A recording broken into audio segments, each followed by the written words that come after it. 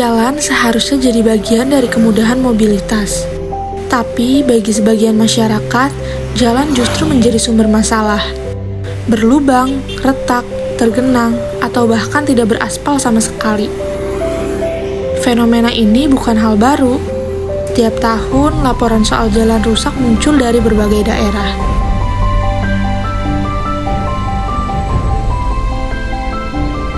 Semenjak saya pindah ke sini selama 1 tahunan sih, itu jalan udah rusak ya.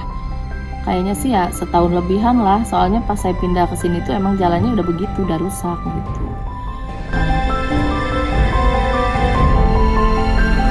Masalah jalan rusak bukan hanya soal infrastruktur, ada banyak dampak yang ditimbulkan. Mulai dari terganggunya aktivitas harian, kerusakan kendaraan, sampai kecelakaan.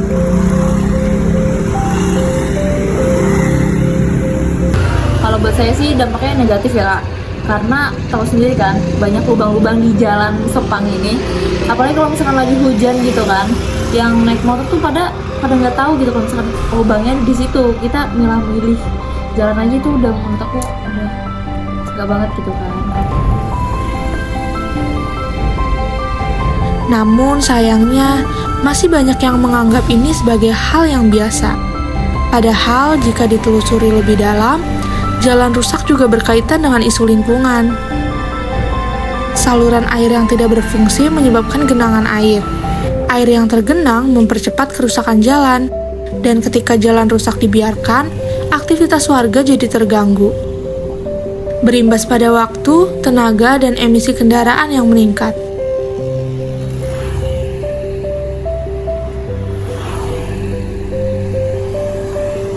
Kalau buat kecelakaan sih kayaknya aku belum pernah lihat, tapi kalau yang hampir jatuh itu kayaknya sering banget ya Kak.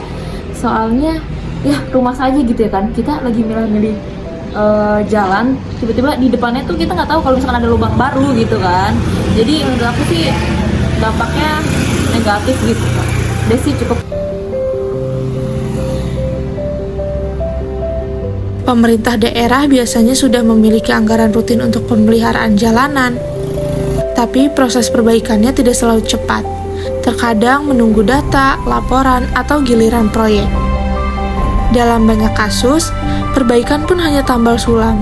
Cepat rusak kembali karena tidak dibarengi dengan perbaikan sistemik. Sementara itu, masyarakat sering merasa tidak punya pilihan.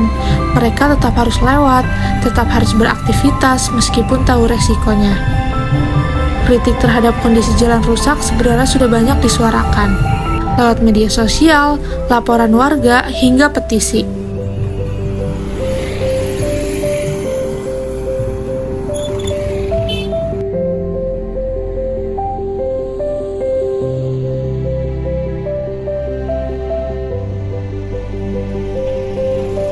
Kedepannya ya pengen jalannya bagus, karena kan daerah sini banyak dengan perumahan-perumahan juga, sudah jalan area rame gitu.